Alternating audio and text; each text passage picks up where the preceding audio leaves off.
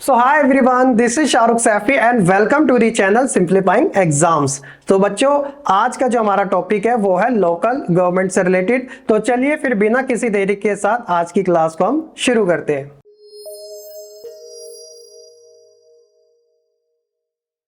तो बच्चों, जैसा कि आपको याद होगा कि मैंने स्टार्टिंग में आपको बताया था कि हमारे देश को जो आज़ादी 1947 में मिली थी, तब से लेकर बहुत लंबे टाइम तक देश के अंदर टू टाइप्स की जो गवर्नमेंट थी वो रन की जाती थी। एक थी सेंट्रल गवर्नमेंट जो कि पूरे एंटायर कंट्री के बारे में सोचती थी, और दूसरी थी स्टेट गवर्नमेंट जो कि अपने अपने स्टेट्स को लेकर उनका फुल राइट्स था कि वो उनके लिए लॉज बना सकती है। तो यहां तक तो सारी चीजें ठीक थी, लेकिन जो हमारे लीडर्स थे उनका ये मानना था कि हमारा देश अपने आप में काफी ज्यादा बड़ा है। आपको यकीन ना हो तो हमारे देश के ऐसे कुछ स्टेट्स हैं जो अपने आप में कंट्री भी बन सकते हैं। आप एक बार वर्ल्ड मैप को देखिएगा। वर्ल्ड मैप के अंदर इन टर्म्स ऑफ एरिया में रशिया आपको सबसे बड़ा दिखाई देगा, लेकिन आपको यह बात जानकर जरूर हैरानी होगी कि रशिया की जो टोटल पॉपुलेशन है वो 15 करोड़ के आसपास है, और जबकि हमारा जो उत्तर प्रदेश है उसकी पॉपुलेशन 22 के क्रॉस जा रही है। तो आप देख सकते हो कि जो ये स्टेट्स है वो अपने आप में कंट्री जितने अलग से बन भी सकते हैं। एक एग्जांपल और लेते हैं, जैसे जर्मनी और महाराष्ट्र, इनकी जो पॉपुलेशन है वो बिल्कुल इक्वल देखने को आपको मिलेगी। तो इसलिए जो हमारे लीडर्स थे उनका ये मानना था कि इन स्टेट्स की ऑटोनॉमी बनाए रखने के लिए ग्रास रूट लेवल पे लोकल गवर्नमेंट का होना जरूरी है। आपके माइंड में आ रहेगा कि सर ये लोकल गवर्नमेंट होती क्या है। तो चलिए फिर बिना किसी देरी के साथ सबसे पहले हम बात कर लेते हैं इसी के बारे में, लोकल गवर्नमेंट।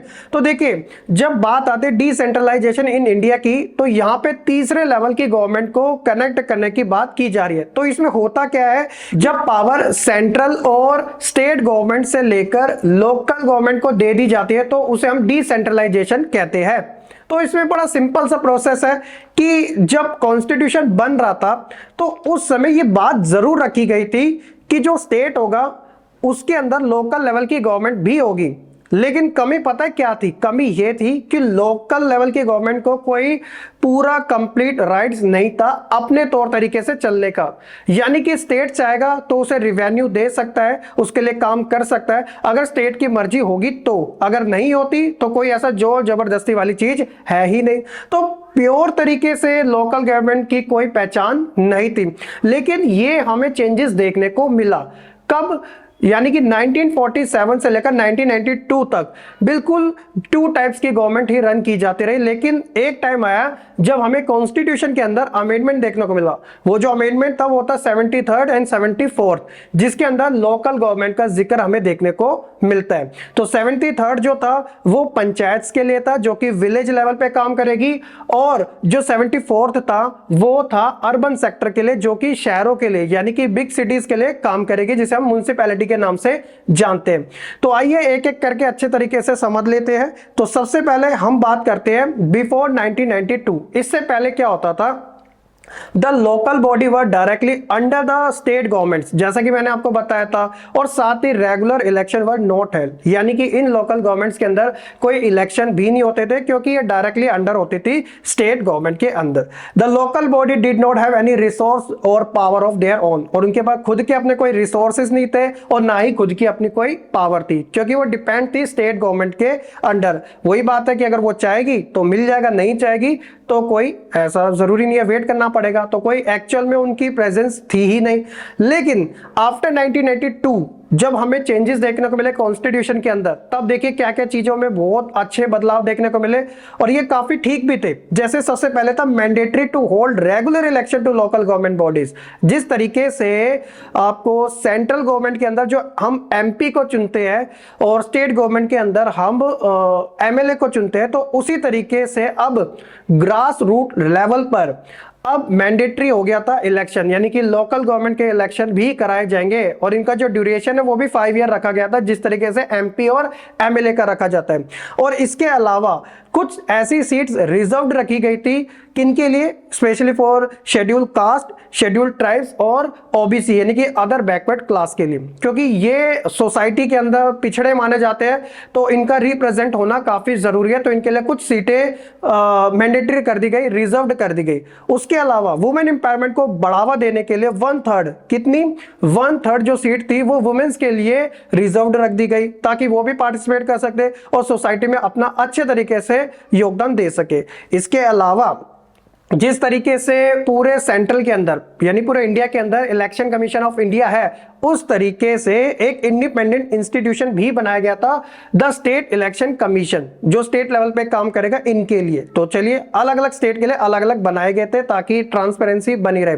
उसके अलावा the state government are required to share some power and revenue with local level governments, यानी कि पहले जो स्टेट गवर्नमेंट था उसके पास राइट्स था कि अगर वो रिवेन्यू शेयर करना चाहती है तो वो कर सकते हैं, लेकिन इस अमेंडमेंट होने के बाद 1992 के बाद उसे शेयर ही करना पड़ता है लोकल लेवल की गवर्नमेंट के साथ। तो ये सारे चेंजेस हमें 1992 के बाद देखने को मिले, इसलिए इसे हम डिसेंट्रलाइजेशन के नाम से जानते हैं और इसमें हम लोकल लेवल की गवर्नमेंट के बारे में ही पढ़ते हैं। अब मैंने आपको स्टार्टिंग में बताया था कि लोकल लेवल की जो गवर्नमेंट है वो विलेज के लिए यानी कि रूरल सेक्टर के लिए अलग तरीके से काम करती है और अर्बन सेक्टर के लिए अलग तरीके से काम करती है।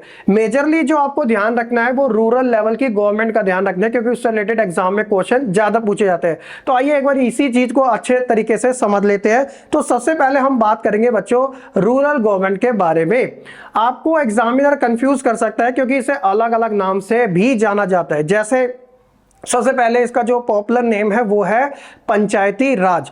तो पंचायती राज के नाम से रूरल सेक्टर की गवर्नमेंट को जाना जाता है। तो इसके अंदर हमें 3 टाइप्स की बॉडी देखने को मिलती है जो कि बॉटम टू टॉप होती है, यानी कि छोटा लेवल, फिर मिड लेवल, फिर सबसे बड़ा लेवल। तो सबसे जो माइनर लेवल होता है वो होता है ग्राम पंचायत।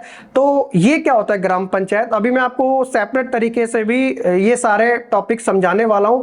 उसके बाद बात आती है पंचायत समिति, यानी कि ग्राम पंचायत के बाद पंचायत समिति के बारे में पढ़ेंगे और उसके बाद हम पढ़ेंगे जिला परिषद के बारे में। तो 1 2 3 एक सीक्वेंस ऑर्डर में होता है। तो सबसे पहले बात आती है ग्राम सभा की। तो मैंने आपको स्टार्टिंग में बता दिया था कि जो रूरल लोकल गवर्नमेंट है वो स्पेशली पंचायती राज के नाम से जाने जाती है। अब इसके अंदर होता क्या क्या है देखिए, हर एक गांव, ईच विलेज और group of village in some state has a gram panchayat. हर एक गांव की, या कुछ गांव छोटे होते हैं तो 2-3 गांव को मिलाकर एक गांव बना दिया जाता है, उनकी अपनी अपनी एक ग्राम पंचायत होती है। ठीक है, this is council consisting of several ward member of one call panch and a president और सरपंच। और हर एक ग्राम पंचायत से छोटे छोटे वार्ड्स बना दिया जाते हैं और इन वार्ड से एक एक मेंबर को चुन लिया जाता है। और ये जो मेंबर्स होते हैं वार्ड से चुने जाते हैं, जो उन्हें हम आम भाषा में पंच के नाम से जानते हैं, और इन सबका जो प्रेसिडेंट होता है उसे हम सरपंच कहते हैं। तो ये तो यहां तक बड़ा सिंपल सा प्रोसेस है। ठीक है, बात यहां पर आती है चुनता कौन है। मैंने बताया था हर एक वार्ड से पंच चुने जाते हैं और इन सबका हेड सरपंच होता है। तो इन पंच को चुनने का काम होता है, ये डायरेक्टली इलेक्टेड होते हैं बाय द अडल्ट पॉपुलेशन जो कि उस वार्ड में या फिर विलेज में रहती है। अडल्ट पॉपुलेशन यानी कि जिनकी आयु, जिनकी एज 18 साल से प्लस होती है। ठीक है, और ये जो पॉपुलेशन होते हैं इसे ही हम ग्राम सभा के नाम से जानते हैं। ये जो ग्राम सभा है यानी कि जो अडल्ट पॉपुलेशन है वो नजर रखते हैं किसके ऊपर, ग्राम पंचायत के ऊपर, कि ग्राम पंचायत किस तरीके से काम कर रही है, क्योंकि वो इलेक्टेड ही इन्हीं की वजह से हुई है। और इस चीज का ध्यान रखने के लिए वो ईयरली बेसिस पर सिटिंग भी करती है, या 2 या 3 टाइम की। और इनका जो मेन थीम होती है वो होती है रिवेन्यू के लेकर, बजट को लेकर, कि किस तरीके से जो चीजें वो रन की जा रही है, कहां कहां पे लूप होल्स हमें देखने को मिल रही है। तो पहला जो हो गया रूरल गवर्नमेंट के अंदर वो होती है ग्राम सभा। इसमें हम मेजरली बात कर रहे थे पंचायती राज सिस्टम के बारे में। दूसरी क्या होती है, दूसरी होती है पंचायत समिति। नाम से पता चल रहा है कि बहुत सारी जो पंचायत होती है जब मिलती है तो वो पंचायत समिति बनाती है। पंचायत समिति को अलग नाम से भी जाना जाता है, इसे आप ब्लॉक भी कह सकते हो और मंडल भी कह सकते हो। एग्जाम के अंदर बच्चों ब्लॉक भी आ जाता है, मंडल भी आ जाता है और पंचायत समिति भी आ जाता है। तो इस चीज का जरा ध्यान रखना। अब देखिए, the member of the representative body are elected by all the panchayat members, यानी कि जो पंचायत समिति होती है इसके जो मेंबर्स होते हैं वो किनके द्वारा चुने जाते हैं, उनके द्वारा जो सभी पंचायत के मेंबर्स होते हैं, यानी कि ग्राम पंचायत के मेंबर्स होते हैं, यानी कि जो वार्ड्स के थ्रू चुन के आए थे। तो इस चीज का आप ध्यान रखना। ये हो गया पंचायत समिति। तो पहले लेवल से हम दूसरे लेवल पे आए और दूसरे लेवल से हम तीसरे लेवल पे जाएंगे। तो तीसरा लेवल वही जिला परिषद होगा। तो ये सभी पंचायत समिति या जो मंडल होते हैं, जो ब्लॉक होते हैं, वो सब मिलकर किसका निर्माण करते हैं? वो करते हैं बच्चों जिला परिषद का। ऑल द पंचायत समिति और मंडल्स इन डिस्ट्रिक्ट टुगेदर कॉन्स्टिट्यूट द जिला परिषद। मोस्ट ऑफ द मेंबर और जिला परिषद आर इलेक्टेड, तो ज्यादातर जो इसके सदस्य होते हैं वो इलेक्टेड होते हैं, लेकिन कुछ ऐसे सदस्य भी होते हैं उस डिस्ट्रिक्ट के जहां पे हमें एमपी भी देखने को मिलता है और एमएलए भी देखने को मिलता है, वो भी इसके अंदर शामिल होते हैं, मेंबर्स होते हैं। और कुछ अदर ऑफिशियल भी होते हैं जो डिस्ट्रिक्ट लेवल पे आपको जिला परिषद के सदस्य देखने को मिलेंगे। तो बड़ा सिंपल सा है। और इनका जो चेयरपर्सन होता है वो पॉलिटिकल हेड होता है जिला परिषद का। तो 3 लेवल की गवर्नमेंट हमें रूरल सेक्टर के अंदर कुछ इस तरीके से देखने को मिलती है, ग्राम सभा, पंचायत समिति और जिला परिषद। अब एक एग्जांपल लेते हैं। देखिए, जैसे दिल्ली के अंदर जो टोटल नंबर ऑफ एमएलए है वो है 70, है ना।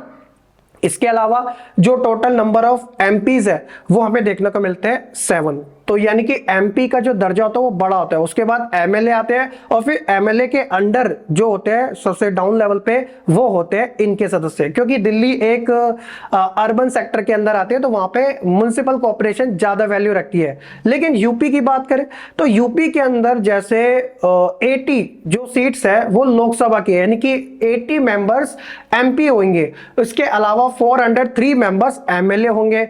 और जो डिस्ट्रिक्ट है वो 75 है, तो 75 डिस्ट्रिक्ट के अंदर हमें ये सब चीजें देखने को मिलेगी। क्योंकि आप ये तो मानते हो कि हर एक स्टेट के अंदर अर्बन बॉडी भी है और रूरल बॉडी भी है, तो इस चीज का जरा ध्यान रखना, पता चले आप एक ही चीज के पीछे जाओ, नहीं, हर एक सेक्टर में हमें सारी चीजें अलग अलग देखने को मिलती है। तो ये तो हो गया बच्चों रूरल गवर्नमेंट के काम। उसके अलावा अर्बन गवर्नमेंट के क्या काम होते हैं? तो यहां पर हम मेजरली जो बात करते हैं वो म्युनिसिपैलिटीज और म्युनिसिपल कॉर्पोरेशन की बात करते हैं। अब कहां पर हम म्युनिसिपैलिटीज देखते हैं और कहां पर म्युनिसिपल कॉर्पोरेशन? तो बड़ा सिंपल सा है, जो म्युनिसिपैलिटीज है वो स्पेशली आपको टाउन्स में देखने को मिलेगी और जो बड़ी बड़ी सिटीज है वहां पर आपको म्युनिसिपल कॉर्पोरेशन देखने को मिलेगा। जैसे टाउन और बिग सिटी में क्या डिफरेंट है? जैसे विलेज आपको वहां पे हमेशा पॉपुलेशन थोड़ी कम देखने को मिलेगी और सिटी वहां पर आपको पॉपुलेशन हमेशा ज्यादा देखने को मिलेगी। लेकिन जो बीच का जो होता है वो होता है टाउन्स, जिसकी पॉपुलेशन विलेज से तो ज्यादा होती है लेकिन सिटी से कम होती है। तो म्युनिसिपैलिटी स्पेशली टाउन्स के लिए और municipal corporation specially for big cities के लिए।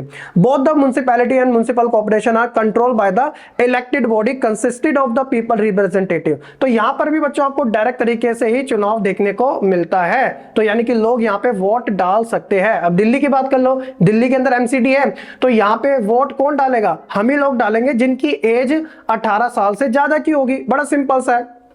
तो जो म्युनिसिपल चेयरपर्सन होता है वो पॉलिटिकल हेड होता है म्युनिसिपैलिटी का, और जो म्युनिसिपल कॉर्पोरेशन होता है वो उसे स्पेशली हम मेयर के नाम से जानते हैं। तो बड़ा सिंपल सा है, एग्जामिनर आपको 1 मार्क में पूछ सकता है कि जो चेयरपर्सन होगा किसके लिए यूज होगा? म्युनिसिपैलिटी के लिए, और जो मेयर यूज होगा वो म्युनिसिपल कॉर्पोरेशन के लिए यूज होगा। तो ये था बच्चों आपको decentralization in India specially for local government की बात हो रही थी, जिसके अंदर हमने 2 सेक्टर के बारे में जाना और कुछ मेजर थ्योरी के बारे में कि लोकल लेवल की गवर्नमेंट को देश के अंदर लाने का क्या मकसद था। तो 1992 से लेकर आज तक देश के अंदर लोकल लेवल की जो गवर्नमेंट है वो रन की जाती है अपने अपने सेक्टर के अंदर, लेकिन अभी भी बहुत सारे चेंजेस करने के लिए चीजें हैं। जैसे टाइम पे जो होती है ना, सिटिंग नहीं हो पाती, यानी कि चाहे वो ग्राम सभा की बात करूं या फिर अर्बन सेक्टर की बात करूं, तो बहुत सारी ऐसी प्रॉब्लम्स है जिसके ऊपर काम किए जाते हैं, बट अभी भी हम देखते हैं कि बहुत सारा इंप्रूवमेंट हमें देखने को मिला है इन बॉडीज के अंदर। तो इसलिए लोकल लेवल की गवर्नमेंट लोकल लोगों के साथ ज्यादा कनेक्टेड होती है।